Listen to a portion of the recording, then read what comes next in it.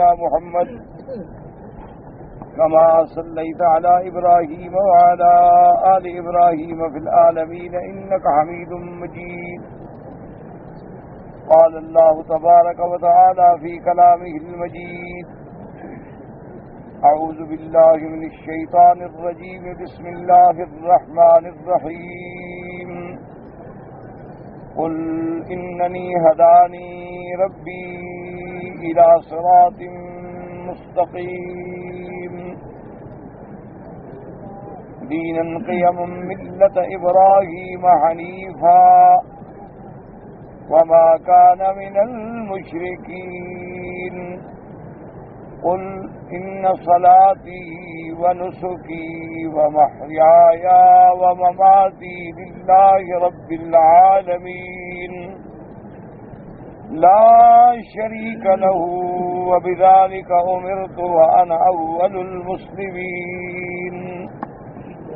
قال المؤلف والمفسر رحمه الله تعالى: أدام النفع بعلومه وعلومكم في الدارين آمين. إلى أن قال: وقال ابن أبي حاتم حدثنا محمد بن عوف قال حدثنا أحمد بن خالد الذهبي قال حدثنا محمد بن إسحاق عن يزيد بن أبي حبيب عن ابن عباس عن جابر بن عبد الله رضي الله تعالى عنهم قال: ضحى رسول الله صلى الله عليه وسلم في يوم عيد النحر بكبشين وقال حين ذبحهما: وجهت وجهي للذي فطر السماوات والأرض حنيفا وما أنا من المشركين. إن صلاتي ونسكي ومحياي ومماتي لله رب العالمين لا شريك له وبذلك أمرت وأنا أول المسلمين.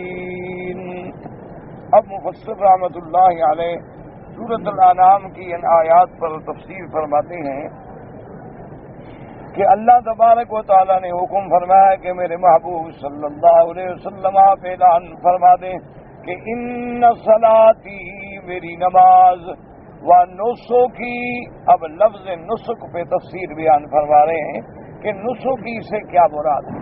تو اس میں یاد رکھیں مفسرین کرام رحمۃ اللہ علیہم اجمعین کے دو قول ہیں. ایک قول مبارک تو یہ ہے کہ نسک سے مراد ہے قربانی، کہ جو انسان اللہ کے راستے میں عید الاضحیٰ کے موقع پہ قربانی کرتا ہے یا حج میں آ کے ذبح کرتا ہے ہدیہ تمتع، ہدیہ قران، تو یہ سب جو ہے نسک ہے. نسک مانا اللہ کے راستے میں کسی چیز کا قربان کرنا. تو بعض علماء کرام نے نسک سے مراد صرف قربانی کو لیا ہے. انہوں نے فرمایا کہ جیسے اللہ تبارک و تعالیٰ نے ایک دوسری آیت مبارک میں بھی ارشاد فرمایا: انا اعطیناک الکوثر فصل لربک وانحر، کہ محمد مصطفیٰ صلی اللہ علیہ وسلم ہم نے آپ کو دیا کوثر، اس لیے اللہ کی نماز ادا کریں اور اللہ کے راستے میں قربانی کریں. تو ونحر کا معنی بھی وہاں ذبح کرنا ہے، تو نماز کے بعد قربانی کا ذکر ہے. تو اس لیے علماء کرام فرماتے ہیں کہ یہاں بھی مقصود یہ تھا کہ ان صلاتی و نسکی، کہ میری نماز، میری قربانی، میری زندگی، میری موت سب اللہ کے لیے جو رب العالمین ہے. تو ایک قول مبارک جو ہے وہ یہ ہے. اسی پر مفسر رحمۃ اللہ علیہ یہ روایت بیان فرما رہے ہیں کہ حضرت جابر ابن عبداللہ رضی اللہ تعالی عنہ روایت فرماتے ہیں. اسی طرح حضرت ابن عباس رضی اللہ تعالی عنہما بھی روایت فرماتے ہیں کہ حضور صلی اللہ علیہ وسلم نے یوم النحر یعنی مینا میں جب عرفات سے آدمی واپس آتا ہے تو 10 کا دن جو ہے وہ یوم النحر ہے، اور اسی کو اللہ کے قرآن نے یوم الحج الاکبر بھی فرمایا ہے.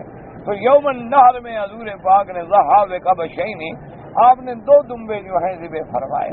اور اس کے بعد جب ذبح فرمایا اور ان کو لٹایا ذبح کرنے کے لیے، تو یہ آیت مبارک تلاوت فرمائی کہ وجہت وجہی للذی فطر السماوات والارض حنیفا میں اپنا آپ کو سونپتا ہوں، متوجہ ہوتا ہوں اس ذات کی طرف جس نے پیدا کیا آسمانوں اور زمینوں کو۔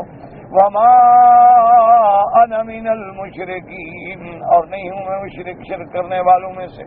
ان صلاتی و نسکی، میری نماز، میری قربانی۔ تو اس لیے مفسر رحمۃ اللہ علیہ فرماتے ہیں کہ بعض سلف صالحین نے اس لفظ سے مراد یہ لیا ہے کہ نسک کا معنی کیا ہے؟ قربانی کرنا۔ تو قربانی جو ہے وہ بھی صرف اللہ کے نام پہ ہوتی ہے کہ جب بھی کوئی چیز ذبح کی جائے تو وہ خالص اللہ تبارک و تعالیٰ کے نام پر ہو۔ اور اسی طرح دیکھیں کہ جیسے کہ ایام حج میں اپنی جانوروں کو ایک خاص مقام پہ لے کے ذبح کرنا، یہ صرف اللہ تبارک و تعالیٰ کی شان۔ یعنی آپ اگر حج پہ آئے ہیں اور آپ کا حج تمتع ہے یا آپ کا حج قران ہے یا آپ کو راستے میں روک لیا گیا اور آپ پہ دم احسار آ گئی یا آپ نے ایام حج میں کوئی غلطی کر لی اور غلطی پر آپ پہ دم جبر پڑ گئی، جرمانے کی بکری پڑ گئی، تو اس سب کا مقام کیا ہے؟ اللہ کا حرم، کہ وہ مسجد الحرام کے علاوہ یعنی سرزمین حرم کے علاوہ کسی جگہ وہ دم اور قربانی ادا نہیں ہو سکتی۔ اس لیے کہ اللہ تبارک و تعالیٰ نے قرآن مقدس میں فیصلہ فرما دیا ہے کہ فَلْيَبْلُغَ الْهَدْيُ مَحِلَّهُ، کہ قربانی کے جانور کو اس کے مقام پہ پہنچاؤ، اور اس کا مقام کیا ہے؟ اللہ کا حرم ہے۔ اسی طرح اللہ تبارک و تعالیٰ کے نبی نے سرکار دو عالم صلی اللہ علیہ وسلم نے حجۃ الوداع میں اپنے جو جانور قربان فرمائے تو وہ بھی مینا میں، اور اسی طرح سلفاً عن خلف، یعنی ابتدائے دور نبوی سے لے کر آج تک 1400 سال گزر گئے، اور امت کا جو صحیح معنی میں ایام حج میں مقام حج ہے ذبح کرنے کا، وہ مینا ہے۔ اور اسی طرح اگر کوئی آدمی حج پہ نہیں ہوتا تو وہ اپنے اپنے ملک میں اپنے اپنے علاقوں میں عید ضحیٰ جو ہے اس پہ وہ قربانی کرتا ہے، اور اس قربانی کے لیے بھی وقت مقرر ہے کہ کیا مانا کہ سب سے پہلے آپ عید کی نماز ادا کریں۔ عید کی نماز سے پہلے اگر آپ نے کوئی جانور ذبح کر لیا ہے تو وہ قربانی شمار نہیں ہوگی، بلکہ وہ ایک عام گوشت ہوگا جیسے کھا لیں یا صدقہ و خیرات ہوگی۔ قربانی تب ہوگی کہ نماز کے بعد اس کو ذبح کیا جائے۔ اچھا، بعض اوقات ایسی جگہ ہے آپ دیہات میں ہیں جہاں نماز نہیں ہوتی، کیونکہ عید کی نماز ہر جگہ تو نہیں ہوتی۔ عید کے اجتماعات جو ہیں وہ بڑے بڑے معروف مقامات پہ ہوتے ہیں تاکہ زیادہ سے زیادہ اجتماع ہو جائے، تو وہاں بھی یہ حکم ہے کہ وہ علاقے میں حالات پہ نظر رکھے کہ نماز عید کب ہوتی ہے، تو جب عید نماز کا وقت گزر جائے تو پھر جانور ذبح کرے۔ اگر عید نماز سے قبل ذبح کرے گا تو وہ عید کا جانور، قربانی کا جانور شمار نہیں ہوگا۔ اور اسی طرح شریعت میں یہ بھی مسئلہ ہے کہ جو لوگ صاحب نصاب ہیں، یعنی امیر لوگ ہیں، زکوٰۃ ادا کرتے ہیں، اللہ نے سب کو دیا ہوا ہے، تو وہ جب قربانی کریں گے تو اپنے گھر کے تمام افراد کی طرف سے قربانی کریں۔ یہ نہیں ہوگا کہ ایک بندہ اپنی قربانی کر دے، بلکہ اگر اس کے گھر میں بیوی ہے، بچے ہیں، بچیاں ہیں، بلکہ چھوٹے بچے جو ابھی بالغ بھی نہیں ہوئے، معصوم بچے ہیں، سال ان کی بھی قربانی کرنی ہوگی۔ اور قربانی کے لیے بھی یہ حکم ہے کہ آدمی ایسا جانور ذبح کرے جو محبوب ہو، کیونکہ جتنی قیمتی چیز اللہ کے راستے میں آپ ذبح کریں گے تو اتنی اجر و مثوبت جو ہے اللہ پاک عطا فرمائیں گے۔ لیکن اسی لیے یاد رکھیں کہ اللہ تبارک و تعالی نے جب ابلیس ملعون کو مردود قرار دیا، جب ابلیس نے تکبر کیا، جب ابلیس نے اللہ کے حکم کا انکار کیا اور اللہ تبارک و تعالی نے اس پہ لعنت دائمی فرما کر اس کو آسمانوں سے نکال دیا، تو اسی وقت اس نے کہا تھا کہ میرا مولا، میں تیرے بندوں کو گمراہ کروں گا، اور میں گمراہ بھی ایسا کروں گا کہ ان کے آگے سے، پیچھے سے، دائیں سے، بائیں سے، ہر طرف سے حملہ کروں گا، اور تیرے بندوں کو میں بھی اب جنت میں نہیں جانے دوں گا، کیونکہ میں تو جنت سے محروم ہو گیا ہوں، لیکن میں تیرے بندوں کو بھی گمراہ کروں گا۔ اور اسی طرح دوسری جگہ کہتا ہے لَأُضِلِّنَّهُمْ وَلَأُمَنِّيَنَّهُمْ وَلَآمُرَنَّهُمْ فَلْيَبَتِّكُنَّ آذَانَ الْأَنْعَامِ فَلْيُغَيِّرُنَّ خَلْقَ اللَّهِ، کہ میرا اللہ میں تیرے بندوں کو گمراہ کروں گا، میں تیرے بندوں کو جھوٹی امیدیں دلاؤں گا، اور میں تیرے بندوں کو ایسی ایسی گمراہیوں میں ڈالوں گا کہ جانوروں کے کان کاٹ کے نشان لگا کے غیر اللہ کے نام پہ چھڑواؤں گا۔ تو اس لیے شیطان نے بھی ہر اس چیز میں حملہ کیا ہے، یاد رکھو، جو اللہ کے لیے۔ مثلا کیا مانا، آپ طواف کر رہے ہیں آپ، تو یہ اللہ کے گھر کا طواف ہے، اور اس کا حکم کس نے دیا ہے؟ پروردگار عالم نے، کہ فَلْيَطَّوَّفُوا بِالْبَيْتِ الْعَتِيقِ، کہ اس گھر کا جو سب سے قدیم گھر ہے طواف کریں۔ تو یہ اللہ کا حکم ہے، اور تمام انبیاء علیہم السلام نے اس گھر کا طواف کیا ہے۔ اور حتیٰ کہ آپ اندازہ فرمائیں کہ جب پوری دنیا میں طوفان آ گیا، جب نوح علیہ السلام کے زمانے میں اللہ کا عذاب آیا اور پوری دنیا میں پانی آ گیا، اور ساری دنیا میں جہاں جہاں کوئی کافر ہے سب کو اللہ نے غرق و برباد کر دیا، تو اس وقت بھی باقاعدہ یہ روایات میں موجود ہے کہ جب نوح علیہ السلام اپنی کشتی میں اللہ کے حکم سے سوار ہوئے، تو نوح علیہ السلام نے اللہ کے حکم سے جو کشتی بنائی تھی، وہ کشتی جو ہے اس میں سوار ہونے کے آپ کے ساتھ تقریباً 80 آدمیوں کا قافلہ تھا۔ باقی تو جانور بھی تھے، پرندے بھی تھے، درندے بھی تھے، ہر چیز تھی، کیونکہ وہ کشتی جو ہے وہ طبقات ثلاث پہ مشتمل تھی۔ کیا مانا؟ یعنی اس کی 3 منزلیں بنائی گئی، تو نیچے والی منزل میں جانور رکھے گئے، اور درمیانی منزل میں انسان آئے، اور اوپر والی منزل میں جو ہے پرندوں کو رکھا گیا۔ تو اس طرح حضرت نوح علیہ السلام نے اللہ کے حکم پہ جو کشتی بنائی تھی، اور خدا کی قدرت دیکھیں کہ وہ کشتی جب چلی ہے تو سیدھی مکے میں آئی، اور اللہ کے گھر کے باہر 40 دن تک پھرتی ہے۔ تو اللہ تبارک و تعالیٰ کے گھر کی عظمتوں کا یہ عالم ہے کہ ساری دنیا فنا ہو گئی، کیونکہ اللہ فرماتے ہیں فَفَتَحْنَا أَبْوَابَ السَّمَاءِ بِمَاءٍ مُنْهَمِرٍ وَفَجَّرْنَا الْأَرْضَ عُيُونًا فَالْتَقَى الْمَاءُ عَلَى أَمْرٍ قَدْ قُدِرَ، کہ ہم نے آسمانوں کے دروازے بھی کھول دیے اور زمینوں کو بھی حکم دیا کہ اپنا پانی نکالے۔ تو جب دونوں پانی مل گئے، اللہ کی تقدیر کا فیصلہ پورا ہو گیا، اور اس کے بعد جو ہے کوئی نہ بچا۔ جیسے اللہ دوسری جگہ فرماتے ہیں اِنَّا لَمَّا طَغَى الْمَاءُ حَمَلْنَاكُمْ فِي الْجَارِيَةِ، کہ جب پانی حد سے نکل گیا تو ہم نے تم کو کشتی میں سوار کرایا۔ حَمَلْنَاكُمْ فِي الْجَارِيَةِ، تو جاریہ سے مراد ہے وہ پانی میں چلنے والی کشتی، اور وہ کشتی جو ہے تقریباً 300 ہاتھ لمبی تھی، اور 50 ہاتھ چوڑی تھی، اور 30 ہاتھ جو ہے وہ اونچائی میں تھی، اور 3 منزلہ بنی ہوئی تھی۔ تو 40 دن اللہ کے گھر کے ارد گرد جو ہے وہ کشتی گھومتی رہی، یعنی اللہ کے گھر کا ان لوگوں کو بھی طواف نصیب ہوا۔ اسی طرح اللہ تبارک و تعالیٰ نے حضرت آدم علیہ السلام سے لے کر میرے آقا سرکار دو جہاں سیدنا محمد الرسول اللہ صلی اللہ علیہ وسلم تک ہر نبی کو اپنے گھر کا طواف نصیب کیا ہے۔ تو اب دیکھو طواف کس کی عبادت ہے؟ صرف اللہ کی۔ اور طواف کہاں ہو سکتا ہے؟ صرف اللہ کے کعبے میں، زمین میں بھی صرف اللہ کے کعبے میں، اور آسمانوں میں بھی صرف اللہ کے کعبے میں۔ آسمانوں پر جو کعبہ ہے اس کا نام بیت المعمور ہے، اور وہاں 70,000 فرشتہ روزانہ اللہ کے گھر کا طواف کرتا ہے۔ لیکن اب شیطان نے کیا کیا کہ اللہ کی اس عبادت میں بھی شرک کرایا، اور بندوں کو قبروں کے طواف پہ لگا دیا کہ باقاعدہ قبروں کے باہر پھرتے ہیں۔ اور بعض اللہ معاف فرمائیں ایسے ایسے جاہل لوگ بھی دیکھے ہیں ہمارے بالکل علاقے میں۔ جب ہم تھے اس وقت تو ہمارے قریب ہی ایک خانقاہ تھی کسی بزرگ کی، اللہ عالم کس بزرگ کی خانقاہ تھی، تو وہاں لوگ ہفتے میں یا پتہ نہیں مہینے میں کوئی ایک دن آتا تھا، تو اپنے جانور جو ہے نا جی، جو ان کے جانور ہوتے تھے نا، بڑے بڑے خوبصورت بیل اور گائے اور بھینسیں اور جناب بڑے بڑے اچھے قسم کے جو جانور ہیں، اور دمبے اور بکرے اور اعلیٰ قسم کے جو جانور ہوتے تھے نا جی، اور یعنی چنے ہوئے خوبصورت ترین قسم کے جو جانور، جیسے نیلی کی بھینسیں معروف ہوتی تھیں، جیسے ساہی وال منٹ کمری بریڈ کی گائے معروف ہوتی تھی، اسی طرح داجل کے بیل بڑے معروف ہوتے تھے، تو اس طرح وہ ان پر پھر مہندیاں لگاتے اور ان کے گلے میں گھنٹیاں ڈالتے اور پیر کی قبر پہ جا کے طواف کراتے۔ باقاعدہ میں نے دیکھا ہے، میں اس وقت چھوٹا تھا لیکن میں نے اپنی آنکھوں سے دیکھا ہے، اور میں نے بلکہ ایک دو آدمیوں سے پوچھا بھی کہ بھئی یہ کدھر لے جا رہے ہیں؟ تو نے کہا پیر صاحب کی قبر پہ جا رہے ہیں۔ کیوں، کیا کرو گے؟ کہتے ہیں جی وہاں طواف کریں گے، حاضری دیں گے جانور۔ میں نے کہا پیر تمہارا پیر ہے، جانوروں کا پیر ہے؟ تو کہتے ہیں جی نہیں، ہم نہ لے جائیں تو ہمارے جانور جو ہیں وہ مر جاتے ہیں، بیمار ہو جاتے ہیں۔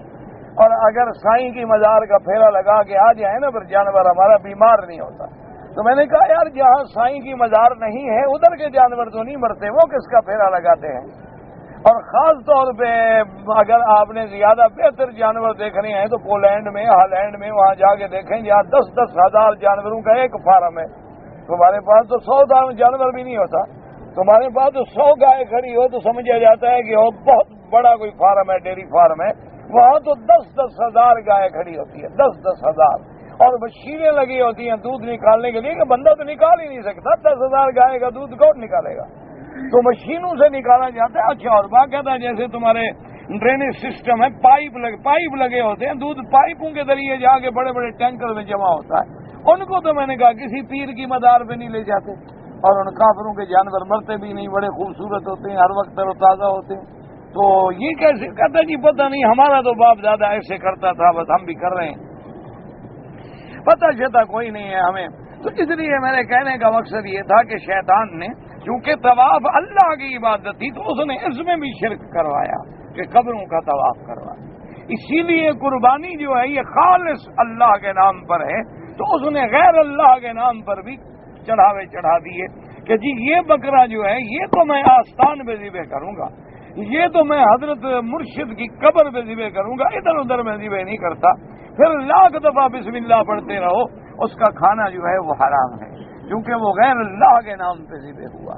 اس لیے اللہ تبارک و تعالی نے قرآن میں فیصلہ کر دیا کہ حرمت علیکم المیتۃ، مردار جانور جو مر جائے وہ حرام، والدم، اور جو خون بہتا ہے وہ حرام، ولحم الخنزیر، اور خنزیر کا کھانا جو ہے حرام، وما اہل بہ لغیر اللہ، اور فرمایا ان سب سے بڑا حرام وہ ہے جو غیروں کی قبر پہ غیر اللہ کے نام پہ ذبح کیا گیا. تو اللہ نے قرآن میں یہ مسئلہ بیان کیا. تو نسک کا معنی کیا ہے؟ اللہ کے نام پہ قربانی کرنا. باقی یہ میرے بھائی بہانے ہوتے ہیں کہ آدمی کہتا ہے کہ نہیں جناب ہم نے ذبح تو جی اللہ کے نام پہ کیا ہے، ہماری نیت یہ تھی کہ ثواب ہمارے مرشد کو ملے. تو ثواب کے لیے جانور کو قبر پہ لے جانے کی کیا ضرورت ہے؟ ثواب تو اللہ دیتا ہے، جہاں مرضی آئے ذبح کر کے خیرات کر دو اور دعا کرو کہ یا اللہ اس خیرات کا ثواب جو ہے فلاں بزرگ کو مل جائے. تو ثواب دینے والا تو اللہ تبارک و تعالی ہے. لیکن اصل کیا ہے کہ جیسے قربانی کا جانور، جیسے حج کی بکری جو ہے حرم میں آتی ہے، تو اس مرشد کے لیے بھی بکری اس نے مخصوص کروا دی ہے کہ جیسے خدا کے دروازے پہ بکری ذبح کرنا ضروری ہے، اسی طرح قبر پر بھی ذبح کرنا ضروری ہے. اور یہی وہ رسم تھی کہ جو حبل کے راستے میں باقاعدہ قربانی کا جانور ذبح ہوتے تھے. اسی اللہ کے کعبے میں سامنے کعبۃ اللہ کے دروازے کے سامنے بت رکھے تھے اور ان کے آ کر سامنے قریش مکہ جو ہے باقاعدہ جانور ذبح کرتے تھے. اسی لیے عبد المطلب جب زمزم تلاش کر رہے تھے اور زمزم آپ کو نہیں ملا، زمزم گم ہو گیا، بڑی تلاش کی، بڑی محنت کی عبد المطلب نے، لیکن زمزم نہ ملا. تو پھر انہوں نے منت مانی تھی کہ یا اللہ اگر مجھے زمزم مل جائے تو میں اپنی اولاد میں ایک بیٹا تیرے نام پہ ذبح کر دوں گا. تو یہ ایک منت تھی. حالانکہ عبد المطلب اس وقت اسلام پہ بھی نہیں تھے. تو اب عبد المطلب نے کیا خواب دیکھا کہ ایک جگہ جہاں جانور کا کھال اور چھال اور جانور کے آنتیں وغیرہ پڑی ہیں اور ساتھ ایک کوا بیٹھا ہے، تو خواب میں یہ دکھایا گیا کہ اسی جگہ زمزم ڈھونڈو.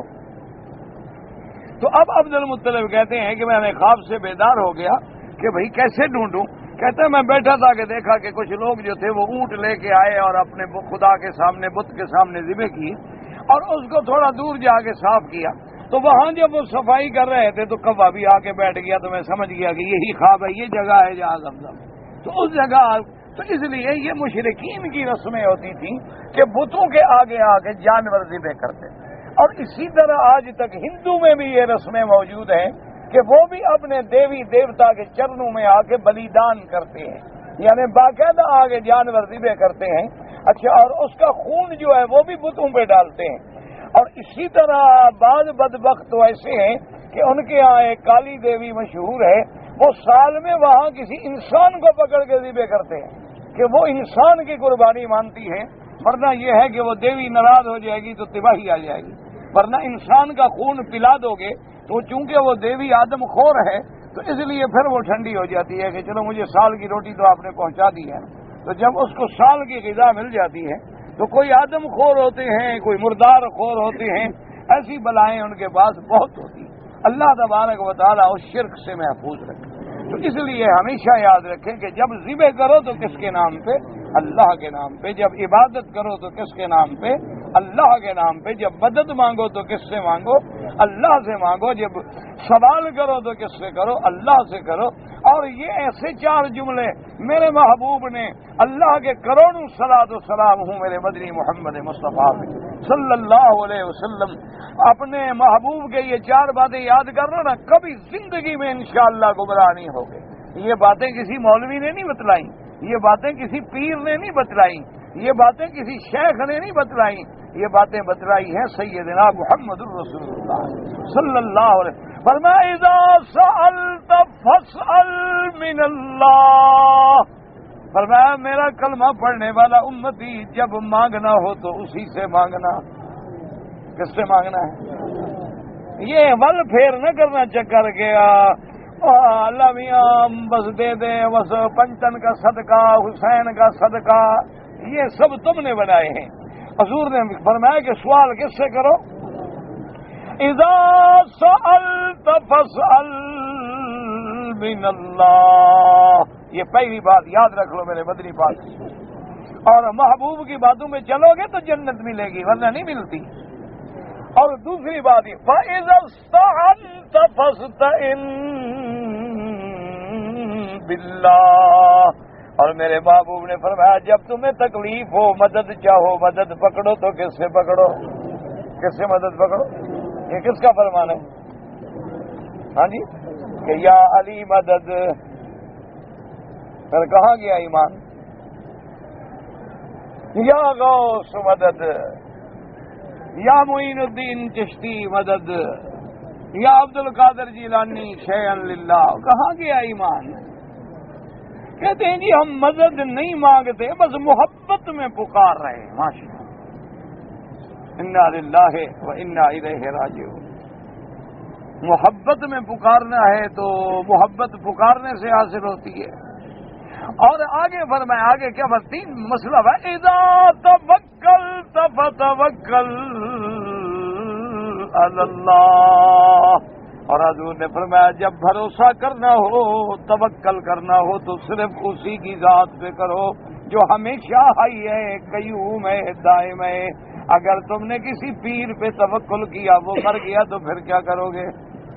اگر تم نے کسی بندے پہ توکل کیا اس کو موت آ گئی تو پھر تمہاری مدد کون کرے گا؟ اس پہ آسرا کرو جس نے ہمیشہ رہنا ہے, جو حی ہے, دائم ہے, قیوم ہے, باقی ہے, جس پہ کبھی فنا نہیں آئے گی. یہ یاد کر لو نا, خدا کی قسم کبھی شرک آ ہی نہیں سکتا.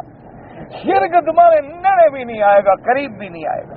کہ اس لیے اب دیکھیں خود اللہ کا نبی ہے ایمان سے. اب اس سے یعنی اس کے بعد بھی بندے کو مسئلہ سمجھ نہ آئے نا, پھر یہ سمجھو کہ شاید اللہ نے مہریں لگا دی ہیں. بس کہ اللہ کا نبی ہے, خود کھڑے ہیں, جانور خود ذبح کر رہے ہیں. اور کیا فرماتے ہیں؟ انی وجہت وجہی للذی فطر السماوات والارض حنیفا.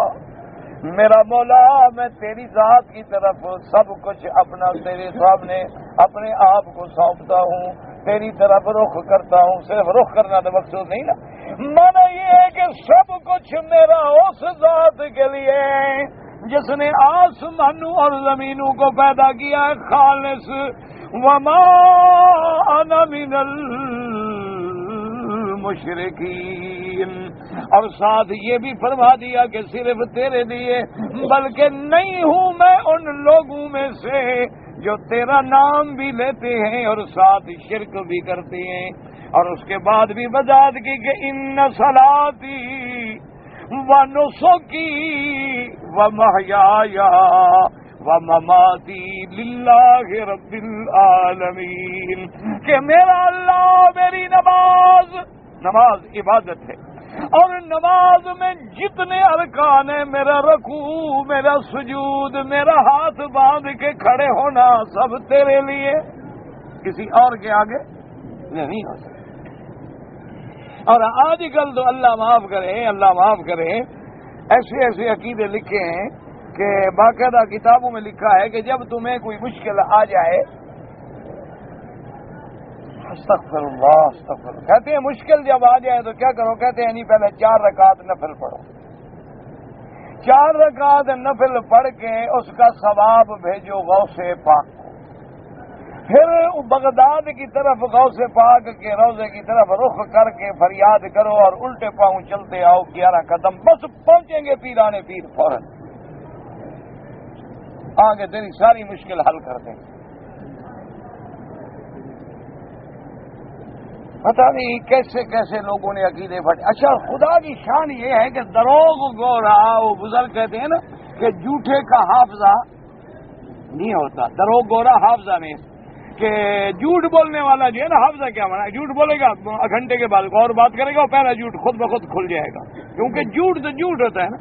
یعنی ادھر کھڑے ہو کے ماشاء اللہ پکاریں گے کہ یا علی مدد، ادھر خود تقریر کریں گے کہ حضرت حسین اپنے خاندان کے ساتھ پیاسے شہید ہو گئے۔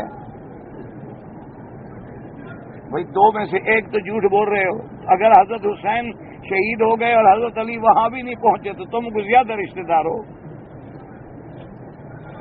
بھئی عقل کرو، بھئی ان کی اولاد ہے، ان کے بچے ہیں، اہل بیت ہیں، اور وہ پیاسے مظلوم شہید ہو رہے ہیں، وہاں بھی حضرت علی نہیں پہنچے، اور تمہارا کبڈی کھیلنے والا بلاتا ہے یہاں آ جاتے ہیں۔ عجیب بات ہے، پتہ نہیں حضرت علی کے ساتھ آپ کی کوئی خاص بنی ہوئی ہے، ان کا جھگڑا تھا۔ انا للہ و انا الیہ راجعون، انا للہ و انا الیہ، یعنی کوئی ایک جھوٹ تو نہ بولو نا جی، یا تو کہو کہ بھئی وہ مدد نہیں کر سکتے اور اللہ کا فیصلہ تھا، اس لیے حضرت حسین رضی اللہ تعالیٰ عنہ نے 2 دن پہلے باقاعدہ اپنے ساتھیوں کو جمع کر کے خطاب کیا۔ حضرت حسین رضی اللہ تعالیٰ عنہ نے خطاب کیا اور فرمایا کہ میرے ساتھیوں، میں نے سارا منظر اپنی آنکھوں سے دیکھ لیا ہے، یہ وہ جگہ قریب آ گئی ہے جو اللہ نے میرے نانے کو خواب میں دکھلائی تھی، میں نے شہید ہونا ہے، اس لیے جو مجھے چھوڑنا چاہتا ہے مجھے چھوڑ دے، چلا جا، کہ مجھے تو تقدیر کے فیصلے ہو چکے۔ حضور نیند سے اٹھے اور آپ کا چہرہ مبارک سرخ ہے اور آنکھوں سے آنسو بہ رہے ہیں۔ بی بی نے عرض کیا، حضرت انس بن مالک کی، حضرت انس کی والدہ بی بی ام سلیم نے عرض کیا کہ یا رسول اللہ، آپ بہت گھبرا کے بیٹھے ہیں۔ فرمایا بی بی میں کیا بتلاؤں، اللہ نے مجھے وہ زمین دکھلائی ہے جہاں میرا نواسہ شہید ہوگا۔ یہ تو تقدیر کے فیصلے پہلے ہو چکے ہیں، پر حضرت علی مدد کیا مطلب؟ اللہ، اور حضور نے یہ بھی فرمایا کہ وہ جگہ سرخ مٹی والی ہے، یعنی اتنی وضاحت ہو چکی ہے۔ تو ان کو تو اپنی شہادت پہ یقین تھا، اور اللہ اپنے نبی پاک کو ابھی حضرت حسین معصوم بچے ہیں اس وقت دکھلا چکے ہیں، تو پھر یہ کیا مانا کہ مدد اور کسی غیر کو پکارنا؟ ایسے لوگ کبھی کسی غیر کو پکار سکتے ہیں وہاں سے؟ اللہ کے بندے کچھ لحاظ کیا کرو، کچھ عقیدے بناتے ہوئے سوچا تو کرو کہ میں ہم کیا جھوٹ بول رہے ہیں۔ اچھا، جو لوگ حضور کی بشریت کا انکار کرتے ہیں کہ حضور بشر نہیں بلکہ نور ہے، اور سب سے پہلے اللہ نے حضور کے نور کو پیدا کیا ہے، وہی میلاد مناتے ہیں۔ بھئی یا تو میلاد نہ مناؤ، میلاد مناؤ گے تو پھر تو عبداللہ کا بیٹا ماننا پڑے گا نا۔ وہ بندے میلاد جو مناؤ گے 12 ربیع الاول کو، تو یہ مانو گے نا کہ حضور حضرت عبداللہ گھر میں پیدا ہوئے اور بی بی آمنہ کے گھر میں، تو پھر تو بشر ماننا پڑے گا۔ یا میلاد منانا چھوڑ دو یا بشریت کا اقرار کرو، کوئی 2 باتیں تو اکٹھی نہ کرو نا، کہ ادھر میلاد بھی مناتے ادھر کہتے ہو بشر بھی نہیں ہے، تو میلاد کس کا منا رہے ہو؟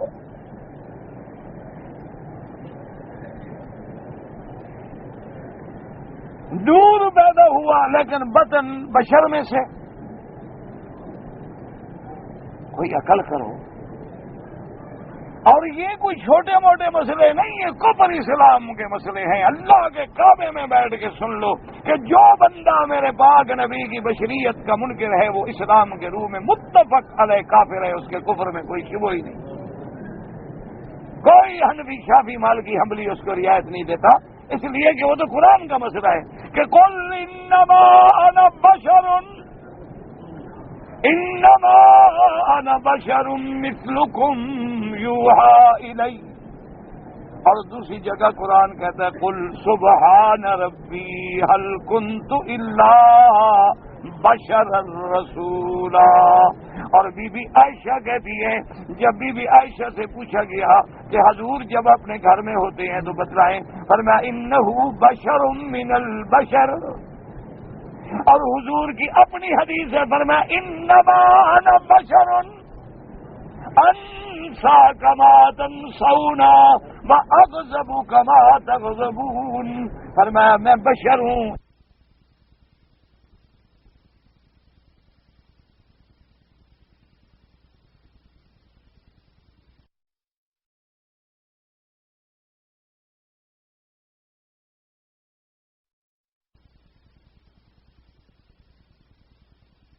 جاتا ہوں، اس لیے اگر میں غصہ کروں تو محسوس نہ کیا کرو۔ تو جب اللہ کے قرآن نے نص قطعی نے فیصلہ کر دیا کہ محمد مصطفیٰ بشر ہیں، اور اللہ نے قرآن میں فرمایا هو الذی بعث فی الامیین رسولا منہم، اور کہیں اللہ فرماتے ہیں لقد من اللہ علی المؤمنین اذ بعث فیہم رسولا من انفسہم، اور کہیں فرماتی ہیں لقد جاءکم رسول من انفسکم۔ اتنی آیتوں کے انکار کرنے کے بعد کون مسلمان رہ سکتا ہے؟ اللہ کے ایک آیت کا انکار۔ اس لیے خدا کے لیے اپنے عقیدوں کو بربادی سے بچاؤ، اس لیے کہ جب ذبح ہوگا تو خالص اللہ کے نام پر، نیت میں بھی اللہ کے لیے۔ حتیٰ کہ حکم ہے کہ افضل یہ ہے کہ جانور کو بھی قبلے کی طرف رخ لٹا دو، حالانکہ جانور تو مکلف نہیں، جانور پہ تو کوئی شریعت کا حکم نہیں چلتا، اس کے لیے تو کوئی نماز روزہ قبلہ نہیں ہے، لیکن حکم ہے کہ اس کا رخ بھی قبلے کی طرف کرو تاکہ پتہ لگے کہ ذبح کرنے والا مسلمان ہے اور اسی کے نام پہ ذبح کر رہا ہے۔ ورنہ کیا ضرورت ہے جانور کو لٹاؤ جی کعبے کی طرف؟ کعبے کی طرف جانور پہ نماز پڑھنی ہے کیا؟ جانور پہ کوئی احکام ہوتے ہیں؟ احکام تو بندوں پہ ہوتے ہیں۔ اور پھر حضور خود فرما رہے کہ ان صلاتی و نسکی و محیای و مماتی للہ رب العالمین لا شریک لہ وبذالک امرت وانا اول المسلمین۔ حضور پاک سرکار دو جہاں نے فرمایا کہ اللہ کا کوئی شریک نہیں ہے، اور اسی کا میں حکم دیا گیا ہوں کہ جب عبادت کرو تو اسی کے لیے، قربانی کرو تو اسی کے لیے، سوال کرو تو اللہ سے، مدد مانگو تو اللہ سے، توکل کرو تو اللہ تبارک و تعالیٰ پہ۔ اس لیے فرمایا وَعَلَى اللَّهِ فَلْيَتَوَكَّلِ الْمُتَوَكِّلُونَ۔ اور جب میرے محبوب پہ، صحابہ پہ مشکل وقت آیا تو کیا کہا؟ حسبنا اللہ ونعم الوکیل۔ کون کافی ہے؟ اب تم یہ بھی کہو کہ ہم حضور کی امت ہیں اور مشکل وقت میں پکارو بھی غیروں کو، تو دو باتیں کرو، یا تو حضور کی امت سے نکل جاؤ یا پھر حضور کا حکم مانو۔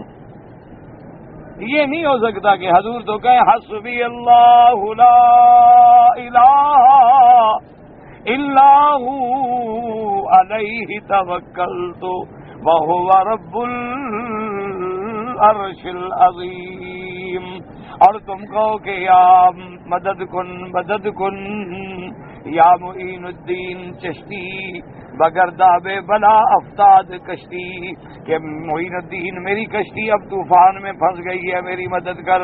اور کبھی بیٹھے باقاعدہ وظیفہ پڑھتے ہیں، کہتے ہیں جناب رات کو بیٹھ کے 1000 دفعہ پڑھو کہ یا شیخ عبد القادر جیلانی شیئا للہ، اے عبد القادر جیلانی میری مدد کر، اللہ کے لیے مجھے کچھ دے دے، یعنی اللہ کے لیے مانگ، اللہ کے لیے رہے مانگ کے دے رہے عبد القادر۔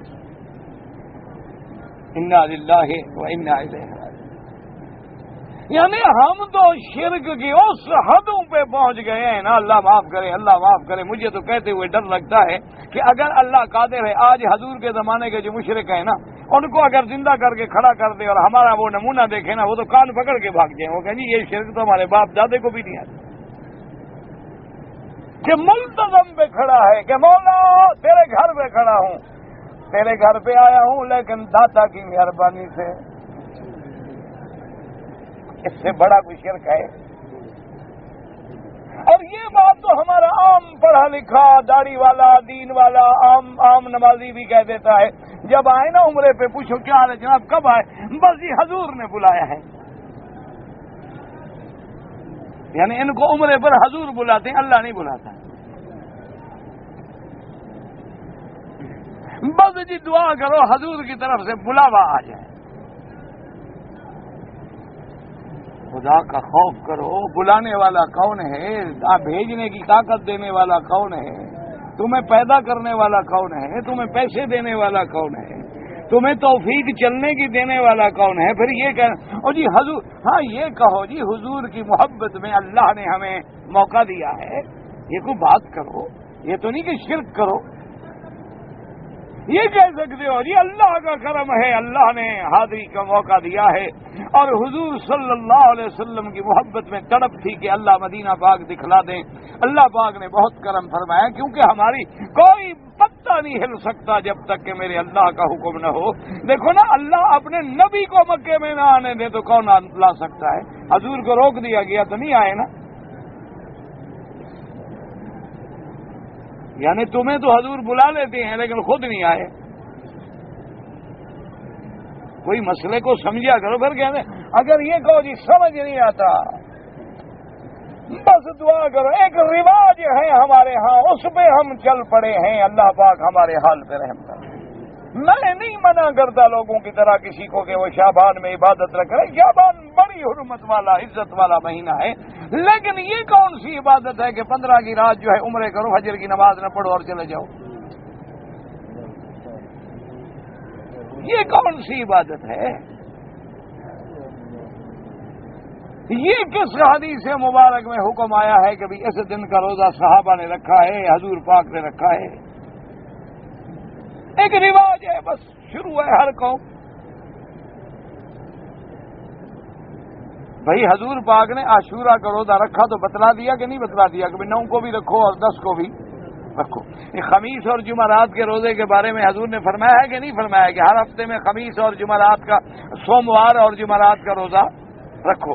مہینے میں 3 لیالی البیز 13، 14، 15 کے روزے رکھو، لیکن یہ صرف ایک روزے رکھنے کا کس نے حکم دیا ہے؟ ایک رواج ہے۔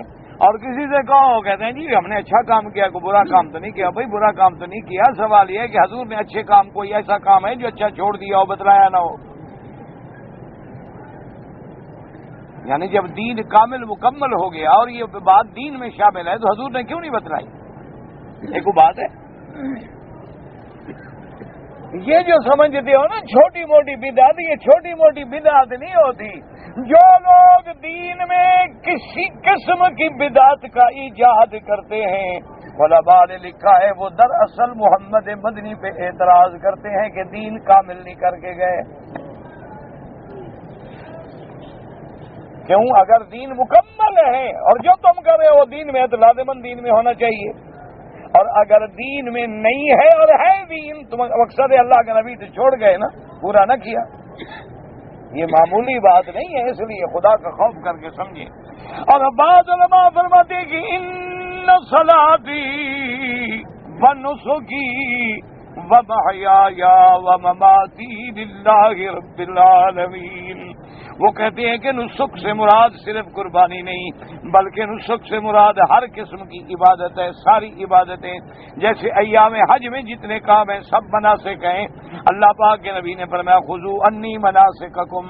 ایام حج میں حضور نے اعلان فرمایا کہ خذوا انی مناسککم، اے لوگوں حج کے احکام مجھ سے لے لو۔ تو وہ کہتے ہیں کہ مناسک جو ہے جمع ہے منسک کی، تو نسک کا معنی ساری عبادات پر بھی اطلاق ہوتا ہے، یعنی قربانی پر تو ہوتا ہی ہوتا ہے، لیکن بعض علماء فرماتے ہیں کہ سب پر اطلاق ہوتا ہے۔ اس لیے اس کے بعد اللہ نے فرمایا کہ میرا مدنی اعلان کر دیں وَأَنَا أَوَّلُ الْمُسْلِمِينَ۔ اللہ پاک کے پیغمبر فرماتے ہیں وَأَنَا أَوَّلُ الْمُسْلِمِينَ، کیا مانا؟ اے من هذه الامت، کہ اس امت میں سے سب سے پہلے اسلام لانے والے کون ہیں؟ محمد الرسول اللہ۔ جب اللہ کے نبی کو نبوت ملے تو جیسے ہم ایمان لاتے ہیں آپ کی نبوت پر، اسی طرح اللہ کے پیغمبر بھی اپنی نبوت اور رسالت پہ ایمان لاتے ہیں۔ جیسے ہم کلمہ پڑھتے ہیں لا الہ الا اللہ محمد الرسول اللہ، ہم کلمہ پڑھتے ہیں اشہد ان لا الہ الا اللہ واشہد ان محمد الرسول اللہ۔ اسی طرح میرے محبوب محمد مصطفیٰ صلی اللہ علیہ وسلم بھی یہی کلمہ مبارک پڑھتے تھے۔ جیسے ہم نماز میں کہتے ہیں اشہد ان لا الہ الا اللہ واشہد ان محمدا عبدہ ورسولہ، اسی طرح حضور بھی نماز میں یہ پڑھتے تھے، کیونکہ سب سے پہلے تو نبی ایمان لاتا ہے نا، سب سے پہلے اللہ کا پیغمبر ایمان لاتا ہے، اور وہ سب سے پہلے ماننے والا، سب سے پہلے ایمان لانے والے ہوتے ہیں۔ اور اسی طرح جیسے ہم درود بھیجتے ہیں، اللہ کا نبی بھی اپنے اوپر درود بھیجتے ہیں۔ جیسے ہم درود پڑھتے ہیں اللہم صلی علی محمد وعلی آل محمد کما صلیت علی ابراہیم وعلی آل ابراہیم فی العالمین وبارک علی محمد وعلی آل محمد کما بارکت علی ابراہیم وعلی آل ابراہیم فی العالمین انک حمید مجید۔ یہی درود میرا محمد مدنی پڑھتے ہیں صلی اللہ علیہ وسلم۔ اللہ سے دعا کرو بس اللہ ہمیں توحید اور حضور کی سنت پہ چلنے کی توفیق۔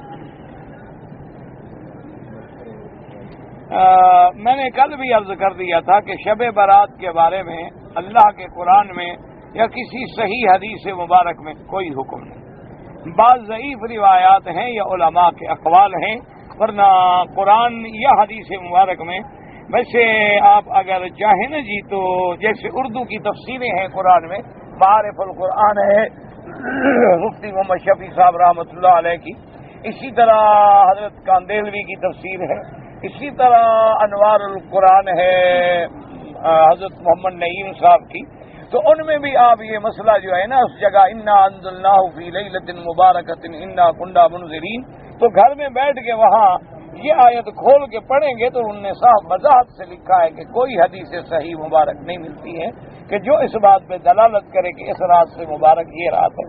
باقی علماء کے اقوال ہیں، بعض ضعیف روایات ہیں جن کی وجہ سے بعض علماء اس کا ذکر کرتے ہیں۔ کہتا ہے جی کہ امام احمد ابن حنبل رحمۃ اللہ علیہ کے نزدیک جو زیورات عورت استعمال کرتی ہے اس پہ زکوٰۃ نہیں، بالکل ٹھیک ہے۔ ان کے نزدیک عورت کے زیوروں پر یہ بھی ضروری نہیں ہے ان کے نزدیک کہ وہ عورت ہمیشہ پہنے، بلکہ کبھی شادی پہ پہنتی ہے، سال میں 1 دفعہ پہنتی ہے، 2 دفعہ پہنتی ہے، لیکن ہے پہننے کے لیے، یعنی بیچنے کے لیے نہیں ہے، کاروبار کے لیے نہیں ہے، پہننے کے لیے ہے۔ تو امام احمد ابن حنبل رحمۃ اللہ علیہ کے نزدیک اس پہ زکوٰۃ نہیں ہے۔ اس کی وجہ یہ ہے کہ وہ فرماتے ہیں کہ جیسے اور چیزیں ہیں، مثلا ایک کاریگر ہے اس کے پاس موٹر بنانے کے پرزے ہیں، تو اب کمائی پر تو زکوٰۃ دے گا لیکن پرزوں پر تو زکوٰۃ نہیں دے گا۔ تو جیسے اس کے یہ اوزار ہیں اسی طرح عورت کے لیے بھی یہ اوزار ہے۔ لیکن امام ابو حنیفہ رحمۃ اللہ علیہ کے نزدیک زکوٰۃ دینا زیورات پر بھی ضروری ہے۔ باقی اب اگر کہتا ہے جی میں حنفی ہوں اور زکوٰۃ نہ دینے کے لیے صرف دوسرے امام پہ قول و عمل کو، تو پھر تو تم پیسے بچانے کے لیے جا رہے ہو۔ اللہ تو نیتوں کو جانتے ہیں نا، ساری زندگی تو تمہیں باقی مسئلے سارے ان کے سمجھ آئے تو صرف فائدہ جہاں معلوم ہوا ادھر چلے گئے۔ اس طرح انجام جو ہے یہ ہوتا ہے کہ پھر آدمی 2 کشتیوں پہ پاؤں رکھے تو الحمدللہ دونوں کشتیاں چلی جاتی ہیں، وہ ڈوب جاتا ہے۔ اور دوسری بات یہ بھی سمجھیں کہ علماء نے لکھا ہے کہ بھئی قیامت والے دن تو آخر فیصلہ ہوگا نا کہ دو مجتہدین میں اجتہاد کس کا سچا تھا. اب دنیا میں تو کوئی گناہ گار نہیں، چونکہ وہ بھی مجتہد ہے، وہ بھی مجتہد ہے. اور مجتہد جو ہے المجتہد یخطی و یصیب، مجتہد خطا بھی ہوتی ہے، ثواب بھی ہوتا ہے. لیکن قیامت میں تو لازماً فیصلہ ہو جائے گا نا اللہ کی دربار میں کہ دو مجتہدوں نے جو اجتہاد کیا تھا تو اس میں ثواب کون سا ہے. اب ٹھنڈے دل سے سوچیں کہ اگر فیصلہ یہ ہو گیا کہ زکوٰۃ دینا ضروری تھی تو جس نے نہیں دی وہ کیا کرے گا؟ اور اگر فیصلہ ہو گیا مثلاً کہ زکوٰۃ دینا ضروری نہیں تھی لیکن جو دے چکا ہے اس کی خیرات کا ثواب تو کہیں نہیں گیا. اس لیے بہتر یہی ہوتا ہے کہ آدمی احتیاط کرے، ہر او مسئلے میں احتیاط کا دامن پکڑے. اللہ کے راستے میں جتنا دو گے اللہ دے گا. وہ تو ایک مسئلہ انہوں نے فرمایا کہ کیا زکوٰۃ فرض ہے کہ نہیں، ان کے نزدیک فرض نہیں، لیکن یہ تو نہیں وہ فرماتے ہیں کہ اگر کوئی خیرات کے طور پہ دے دے گا تو نہ دے.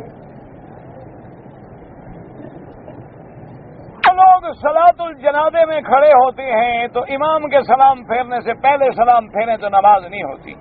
ہر نماز میں چاہے فرض ہو یا جنازہ ہو، جب تک امام مکمل سلام نہ پھیر لے آپ گردن نہ پھیرا کریں اور نہ سلام کیا کریں تاکہ امام پر سبقت نہ ہو جائے.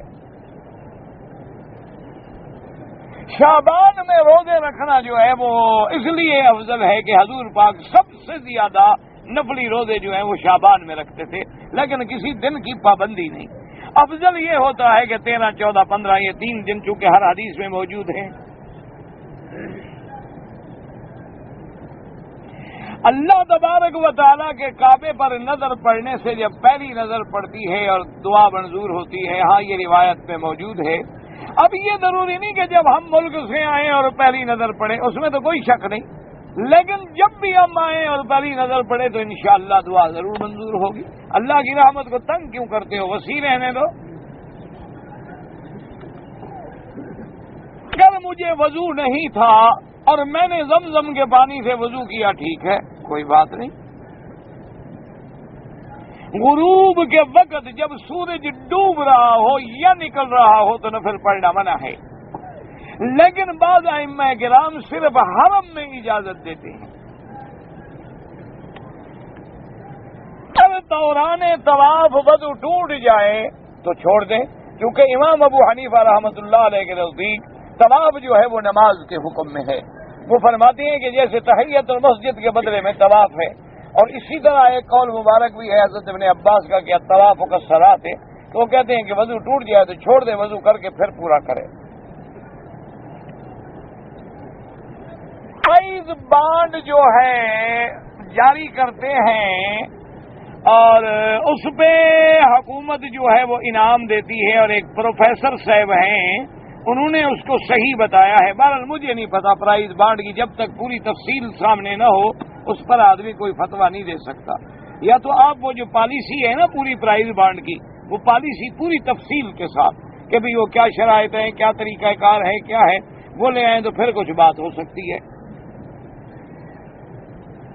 یہ جو بریلوی حضرات شب برات مناتے ہیں، کیا دلیل ہے؟ ان سے پوچھیں، مجھے کیا پتا. حضور پاک نے مزاروں پہ گنبد بنانے سے منع فرمایا ہے، لیکن حضور پاک کے اپنے روضہ مبارک پہ گنبد ہے تو حضور نے تو نہیں بنایا، نہ صحابہ نے بنایا. بعد میں جب بن گیا تو اب چونکہ حضور پاک کے مزار مبارک کے ساتھ کسی چیز کا چھیڑنا توہین میں شامل نہ ہو جائے، اس لیے اس کو قائم رکھا گیا، ورنہ حضور پاک کے حکم سے تو نہیں بنانا، نہ صحابہ کے حکم. اچھا، اور خدا کی شان ہے کہ وہ حضور کی مزار کے اوپر بھی نہیں ہے. آپ جائیں گے نا مدینہ شریف، غور کریں گے تو ایک طرف ہے، لیکن چونکہ بن گیا ہے تو اب اس کی ایک نسبت ہو گئی ہے تو اس کو ادب و احترام کا تقاضا یہ ہے کہ باقی رکھا جائے. لیکن یہ تو تم ان لوگوں سے پوچھو نا جو حضور کی محبت کا اس کا دعویٰ کرتے ہیں کہ بھئی اگر روضہ مبارک ہے تو پھر حضور کے روضے کے ساتھ تم اتنے روضے اور کیوں بنا رہے ہو؟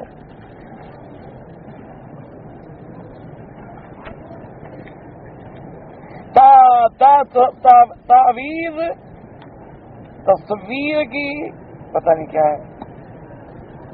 تصویر جو ہے وہ منع ہے، چاہے کوئی کھینچے، مکے والے کھینچے یا باہر والے کھینچے، تصویر کی شریعت اجازت نہیں دیتی۔ بعض علماء کہتے ہیں کہ یہ جو ویڈیو پہ دکھایا جاتا ہے یہ تصویر ہے ہی نہیں۔ یہ ایک نیا مسئلہ ہے جس پہ تحقیق ہو رہی ہے علماء کی کہ بھی یہ جو ویڈیو سے ہم بناتے ہیں کیا اس کو بھی ہم تصویر کہیں گے یا نہیں کہیں گے؟ اس پر علماء کا ابھی بحث چل رہی ہے۔ بعض علماء اس کے قائل ہیں کہ یہ تصویر نہیں ہے، وہ کہتے ہیں تصویر وہ ہوتی ہے جس میں کچھ نہ کچھ جسہ پایا جائے۔ یہ تو ایک چلتی پھرتی حرکت کرتی ہوئی چیز ہے، سامنے آئی گزر گئی، دکھا دیا، ختم ہو گئی۔ یعنی وہ کہتے ہیں اس کی مثال یوں سمجھیں کہ ہم پانی کے سامنے کھڑے ہو جائیں تو اپنا چہرہ نظر آتا ہے کہ نہیں؟ ہم شیشے کے سامنے کھڑے ہو جائیں تو اپنا چہرہ نظر آتا ہے، اگر ہٹ جائیں تو نظر نہیں آتا۔ تو اس لیے وہ کہتے ہیں کہ کیا یہ تصویر میں شامل ہے یا نہیں، اس پہ علماء کی مباحث ہیں، اور بعض علماء سمجھتے ہیں کہ نہیں ہے۔ مساجد میں جو غیر ضروری آرائش کرتے ہیں وہ ٹھیک نہیں ہے، حضور کو پسند نہیں ہے۔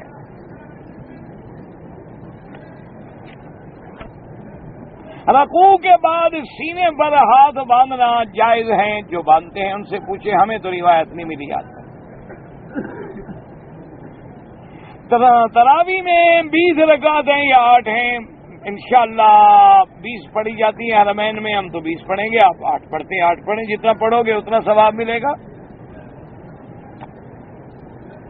ایک آدمی مکے میں رہتا ہے، 5 وقت باقاعدگی سے نماز پڑھتا ہے، لیکن سنت اور نفل نہیں پڑھتا۔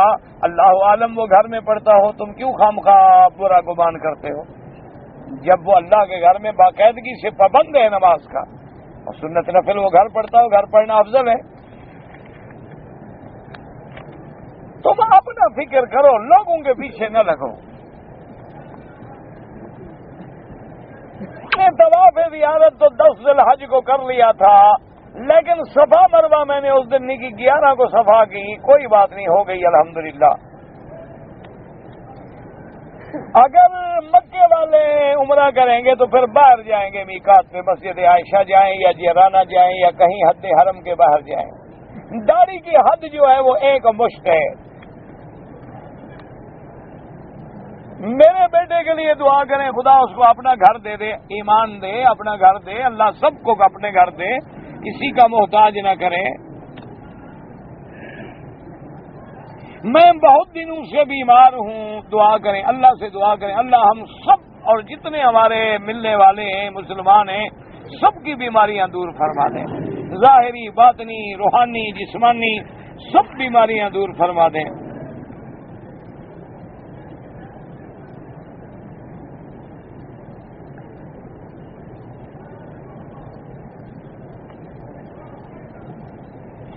میں نے بنگلہ دیش میں 3 سال پہلے شادی کی تھی۔ شادی کرنے کے 3 مہینے کے بعد میں عرب ملازمت کی وجہ سے آ گیا۔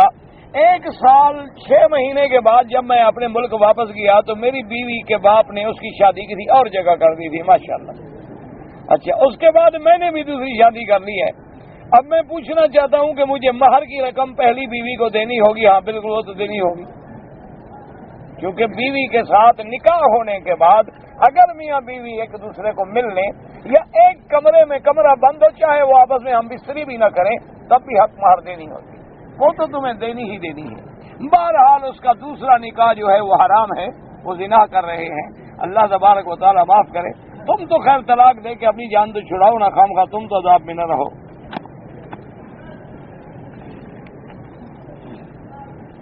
انہوں نے سوچا ہوگا نا اب 1.5 سال ہو گیا، لیٹ ہو گیا تو اور شوہر ڈھونڈو۔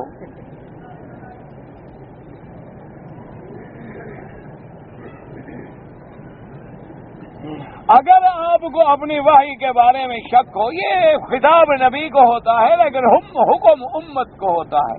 جیسے اللہ نے فرمایا لئن اشرکتا، اگر آپ شرک کریں تو آپ کے عمل بھی ہم برباد کر دیں گے۔ نبی تو معصوم ہوتے ہیں، نبی تو گناہوں سے بھی پاک ہیں، چہ جائے کہ نبی شرک کرے۔ تو یعنی یہ خطاب نبی کو ہوتا ہے، مراد امت ہوتی ہے کہ بھئی اگر وحی میں شک ہے تو اہل کتاب کو تو پتہ ہے نا کہ اللہ وحی کرتے ہیں، تورات اتری ہے، موسیٰ علیہ السلام پہ آئی ہے، اور ان کی تورات میں لکھا ہوا ہے کہ محمد مدنی آئیں گے، ان پہ اللہ وحی کریں گے۔ ان سے پوچھ لو۔ چلو مشرکین مکہ تو جاہل ہیں لیکن اہل کتاب تو موجود ہیں نا۔ 4 ائمہ کرام جو ہیں بہرحال اللہ ان کی قبروں پہ کروڑوں رحمتیں فرمائے، جن لوگوں کو دین کے مسائل کا علم نہیں ہے ان کو لازماً کسی نہ کسی سے مسئلہ پوچھ کے عمل کرنا ہے، اور اسی کا نام تقلید ہے۔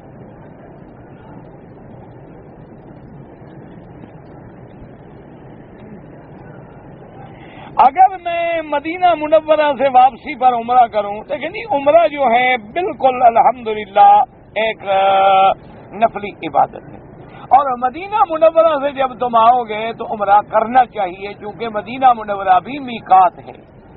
جیسے آپ اپنے ملک سے آتے ہیں تو آپ کا میقات یلملم ہے، اسی طرح مدینہ منورہ سے آنے والوں کا میقات جو ہے ذی الحلیفہ ہے۔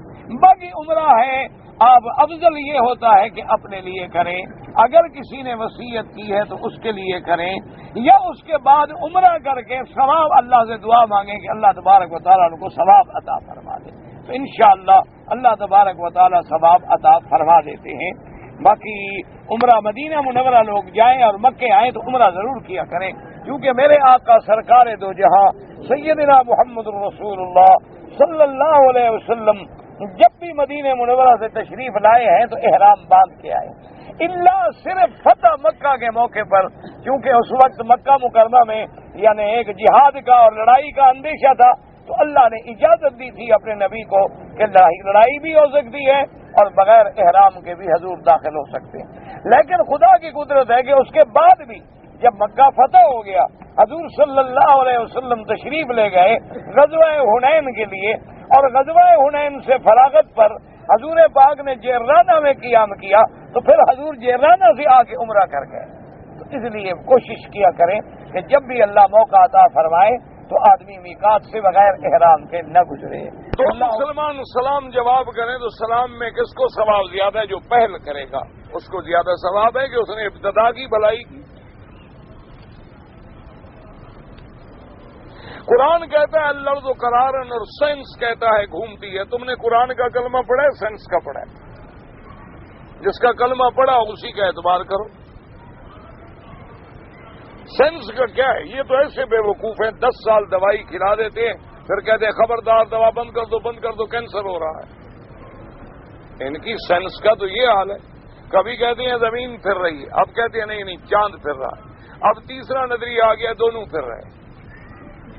ان پاگلوں کا کوئی اعتبار ہے؟ یعنی جو دنیا کو فنا کرنے پہ تلے ہوئے نا، ایمان سے کہو چلو اب دیکھ کے اللہ کے کعبے میں ہو، ہم یہاں بیٹھے ہیں، اب یہ نوجوان اٹھ کے ایک بیت لے کے لوگوں کو مارنا شروع کر دے، کیا کہو گے؟ پاگل ہے عقل والا ہے؟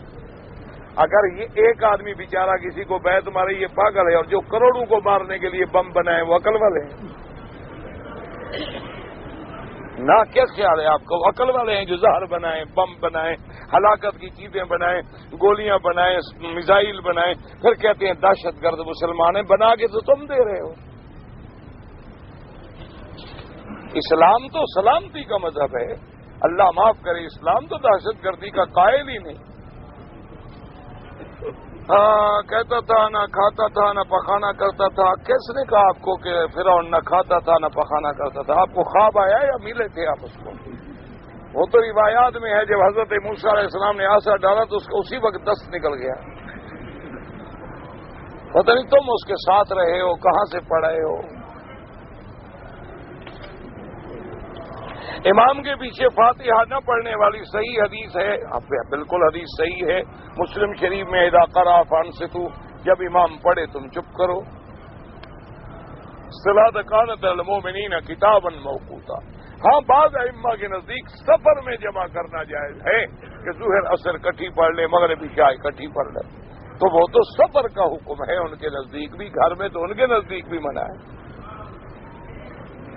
محرم میں جو لوگ ماتم کرتے ہیں، شربت پلاتے ہیں، بالکل حرام ہے۔ ماتم بھی حرام، شربت پلانا بھی حرام، نیاز حسین بھی شرک، نیاز صرف اللہ کی ذات کے لیے تقسیم ہوتی ہے۔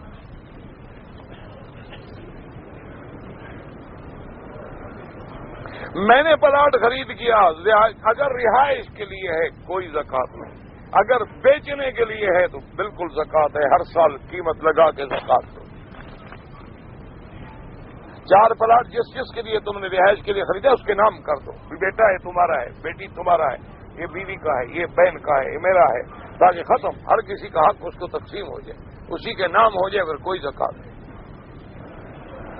اگر کسی نے وصیت کی عمرے کی اس کے لیے ہو سکتا ہے۔ ایک آدمی مکے میں آیا چھٹی لے کر بغیر احرام کے، امام ابو حنیفہ رحمۃ اللہ علیہ کے نزدیک دم بھی ادا کرے، عمرہ بھی ادا کرے، چھٹی والا ہو یا باہر والا کوئی بھی ہو۔ محمد مبارک